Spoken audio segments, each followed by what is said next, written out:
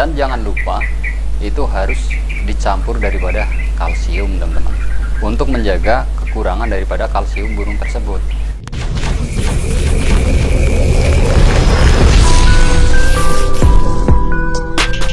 Assalamualaikum warahmatullahi wabarakatuh. Bertemu lagi bersama kami Aina Bird Farm, channel yang mengupas tentang seputar burung dan penangkaran. Di pertemuan kali ini Aina Bird Farm akan membahas cara mencetak burung ciblek yang berkualitas teman-teman, mulai dari anakan sampai dia besar, dimulai dari pemasteran sampai dia mempunyai jiwa factor dan mempunyai brand yang sangat baik teman-teman.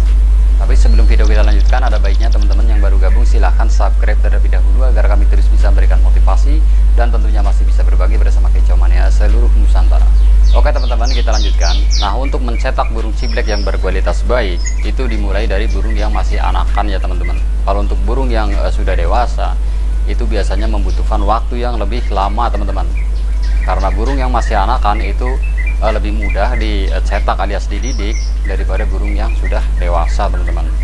Nah, untuk merawat burung ciblek yang masih anakan itu kita harus fokus pada 3 kategori teman-teman. Yang pertama adalah gizi daripada burung tersebut. Nah, gizi ini yang menunjang burung ini supaya sehat sampai dia besar teman-teman. Jikalau kurang gizi itu banyak sekali dampaknya, seperti paruhnya menceng, pertumbuhan bulu yang kurang bagus, pertumbuhan badan yang kurang bagus, juga pertumbuhan tulang yang kurang bagus teman-teman. Ini bisa mengakibatkan cacat permanen pada burung tersebut kalau kurang gizi ya teman-teman. Jadi kita harus fokus pada gizinya, itu yang pertama. Nah, untuk yang kedua kita harus fokus pada pemasteran ya teman-teman. Nah, kalau untuk masa-masa mencetak burung yang dari anakan ini, itu juga kita harus fokus pada pemasteran selain fokus pada gizinya, karena pemasteran di sini itu bersifat wajib untuk menjadikan burung ini menjadi brand panjang dan munci kelak teman-teman. Jadi ini sangat penting sekali, karena masa-masa yang masih anakan ini, inilah masa-masa yang paling tepat untuk dimasterkan teman-teman. Nah, di kategori selanjutnya yaitu kategori yang ketiga, kita fokus pada penjinakan ya teman-teman. Jadi kalau tidak jinak alias giras, ini juga pastinya kita lebih repot untuk mengurus burung ini nantinya teman-teman. Jadi diusahakan kalau untuk penjinakan burung ini masih anakan itu lebih gampang dibanding burung yang sudah dewasa ya teman-teman. Jadi harus dididik dari dini, dari masa-masa lolohan seperti ini. Nah, dari 3 kategori di atas itu semua ada tekniknya teman-teman. Oke, kita kupas satu persatu dari teknik yang pertama, yaitu fokus pada gizi burung tersebut. Bagaimana untuk memenuhi daripada gizi burung tersebut, yaitu kita meracik makanan yang bergizi tinggi teman-teman. Kita kasih contoh, untuk kita mengasih makanan burung tersebut, kita selang-seling antara fur dan extra fooding teman-teman. Kalau untuk pagi harinya itu biasanya kita memberikan cukup extra fooding tanpa fur. Ini kalau untuk di pagi hari dan sore hari teman-teman, di saat dia mau mapan alias mau istirahat ya teman-teman. Nah, bagaimana untuk meracik fur yang baik supaya gizinya juga terpenuhi, yaitu kita meracik furnya itu dengan dicampur vitacik ya teman-teman. Kalau vitacik ini itu sangat bagus untuk perkembangan daripada kesehatan burung tersebut. Jadi untuk vitacik di sini itu sering kali saya bahas bahwa vitacik itu di samping murah itu banyak sekali vitamin yang penting untuk perkembangan daripada unggas ya teman-teman. Sebetulnya ini untuk unggas ya teman-teman, tapi kalau untuk burung itu sangat bisa sekali karena masih famili daripada unggas ya teman-teman. Jadi kalau fur kita racik sendiri dan dicampur dengan vitacik ini, syukur-syukur ada kroto sedikit, itu lebih bagus untuk memenuhi daripada gizi burung tersebut. Dan jangan lupa itu harus dicampur daripada kalsium teman-teman, untuk menjaga kekurangan daripada kalsium burung tersebut. Kalau untuk kalsiumnya itu bisa jenis kalek ya, obat kalek seperti video sebelumnya saya sudah pernah bahas. Ini juga sangat penting untuk perkembangan bulu juga tulang teman-teman.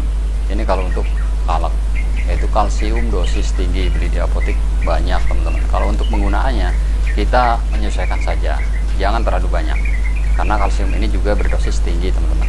Nah, kalau untuk alternatif yang lain itu kita bisa gunakan tulang sotong dikerok pakai sendok teman-teman. Ini juga bisa dicampurkan ke fur tersebut. Nah, ini untuk memperkuat daripada tulangnya, juga perkembangan bulu yang sangat bagus nantinya.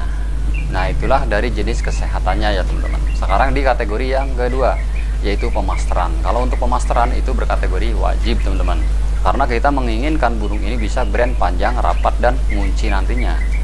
Nah, kita lakukan pada malam hari jam 7 sampai pagi, dilakukan setiap malam teman-teman, dalam kondisi burung yang masih anakan. Nah, bagaimana kalau kondisi burung yang sudah dewasa? Kalau burung yang sudah dewasa itu harus menunggu mabung dulu teman-teman. Nah, pada saat mabung ini itu bisa tepat sasaran untuk memasterkannya. Kalau untuk tidak mabung itu biasanya lebih susah ya teman-teman.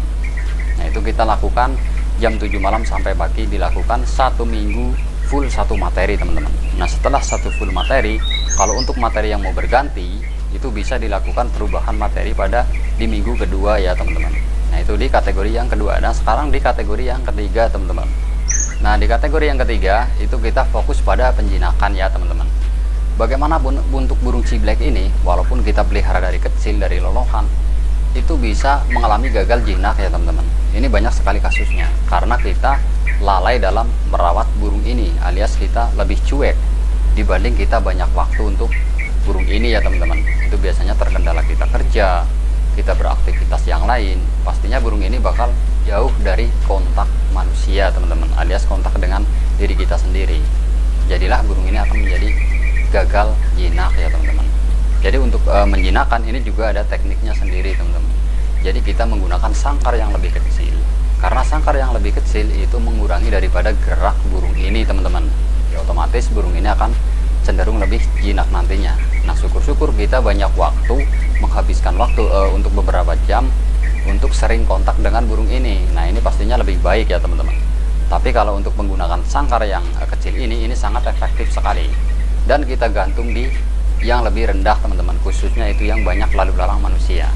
Lebih baik lagi kita taruh di keramaian ya teman-teman, seperti di pasar, seperti di pinggir jalan. Ini lebih baik lagi. Kalau rumah kita tidak di pinggir jalan, itu kita bisa taruh di depan pintu masuk daripada teras kita. Nah, ini salah satu cara supaya dia kontak dengan lalu lalang manusia, karena dia ditaruh di depan pintu teman-teman. Nah, kalau sudah jinak itu pastinya gampang untuk di settingnya teman-teman. Nah, setelah kita menjalankan 3 kategori di atas, baru kita memulai tahap selanjutnya ya teman-teman. Kalau burung ini sudah mandiri dari umur 1 bulan, 2 bulan, 3 bulan, sampai 4 bulan. Dan sampai dia mulai mabung di umur 6 bulan ya teman-teman. Ini sebenarnya sudah saya bahas di video sebelumnya. Nah, di umur-umur sudah mandiri ini, kita juga menerapkan 3 kategori teman-teman. Yaitu pengkerodongan, pemandian, juga penjemuran. Ini juga sangat penting sekali untuk mencetak burung ini menjadi lebih baik teman-teman. Nah, kalau untuk pemandian itu bisa kita lakukan seminggu 2 kali teman-teman, ataupun 3 kali, itu tidak masalah kalau untuk burung yang masih anakan. Terkecuali kalau burung yang nanti sudah habis mabung teman-teman, baru kita mulai merubah lagi sistem daripada rawatan tersebut teman-teman. Jadi kalau di bawah umur 6 bulan itu bisa kita lakukan 2 atau 3 kali teman-teman. Itu paling maksimal pemandian burung ciblek yang masih anakan. Sebenarnya kalau untuk pemandian yang setiap hari pun sebetulnya bisa ya teman-teman, karena ini belum mengenal masa-masa daripada birahi ya teman-teman. Nah, ini untuk pemandiannya. Nah, bagaimana untuk penjemurannya? Kalau untuk penjemurannya, kalau untuk burung ciblek yang masih PAUD ini itu bersifat rutin ya teman-teman. Karena burung ini juga salah satu burung yang menyukai hawa panas teman-teman. Nah, di samping untuk mendongkrak daripada suhu tubuhnya, dia juga perlu daripada vitamin D untuk perkembangan bulu juga tulangnya teman-teman. Ini untuk sinar matahari pagi. Jadi kita mulai menjemur jam 7 sampai jam 8. Kalau mungkin bisa dari jam 8 sampai jam 9, cukup 1 jam saja, jangan terlalu lama teman-teman. Itu pun jangan terlalu siang. Ini dikhususkan untuk pagi hari saja.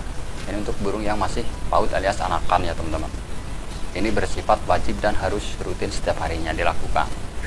Nah, itu dari segi penjemurannya ya teman-teman. Nah, sekarang di segi pengkerodongan. Kalau pengkerodongan ini juga sangat penting sekali untuk burung yang mau kita cetak menjadi burung yang berkualitas baik.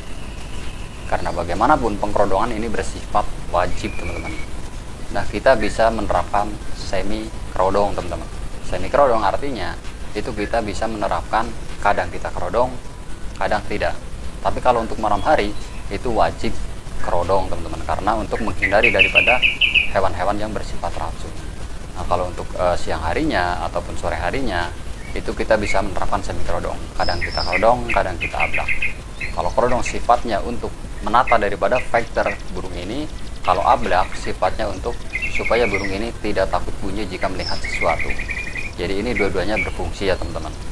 Nah, setelah kita melakukan dari kategori pertama sampai terakhir tadi, kita sampai di tahap-tahap mabung, yaitu di umur 6 bulan teman-teman. Nah, di tahap mabung ini adalah saatnya penentuan burung ini menjadi berkualitas baik atau tidaknya. Itu tergantung rawatan kita sendiri nantinya. Nah, untuk mengalami masa-masa mabung di umur 6 bulan ini juga kita harus diperhatikan, yaitu dari pemasterannya, pengkerodongan, juga ekstra puding yang tepat untuk pertumbuhan daripada bulu burung tersebut teman-teman. Nah, di saat dia mulai masa mabung itu kita harus menerapkan full kerodong, karena supaya burung ini tidak banyak sekali bergerak. Pastinya dia akan cepat selesai mengalami proses mabungnya teman-teman. Nah, kalau untuk materi itu alias pemasteran itu juga sama seperti di kategori yang awal tadi, yaitu kita masterkan satu materi 1 minggu, dari mulai jam 7 malam sampai pagi kita lakukan sampai dia mengalami selesai proses mabungnya teman-teman. Dan di tahap terakhir yaitu pemberian ekstra puding yang baik teman-teman untuk proses daripada mabung ini, yaitu kita kerodong tapi jangan kita jemur, jangan kita mandikan teman-teman. Ini untuk mempercepat daripada proses mabung tersebut, terkecuali sudah tumbuh setengah ya teman-teman, baru kita mulai menjemur tipis-tipis. Dimandikan juga jangan dulu teman-teman. Nah, kalau untuk ekstra pudingnya itu digunakan lebih banyak dibanding biasanya teman-teman, tapi tetap kita menggunakan fur, jangan sampai kita tidak menggunakan fur, nantinya tidak doyan fur kita lebih repot teman-teman. Jadi tetap ada takarannya, seandainya kata kita berikan jangkrik 5 pagi 5 sore. Kalau untuk jenis ekstra puding yang lain itu bisa mengikuti ya teman-teman, seperti ada proto, itu pun sebetulnya boleh untuk masa-masa mabung. Nah, ini gunanya untuk memenuhi daripada gizi burung tersebut supaya pertumbuhan bulu itu lebih cepat dan bagus teman-teman. Nah, setelah dia mengalami proses mabung dan akhirnya selesai, jadilah dia menjadi burung yang berkualitas baik teman-teman, jikalau kita memenuhi daripada kategori dari awal teman-teman. Nah, kalau kita tidak memperhatikan kategori awal sampai akhir, pastinya kita akan gagal ya teman-teman. Nah, mungkin itu yang bisa kami sampaikan, semoga bermanfaat buat Kisomania seluruh Nusantara. Salam lestari, assalamualaikum warahmatullahi wabarakatuh.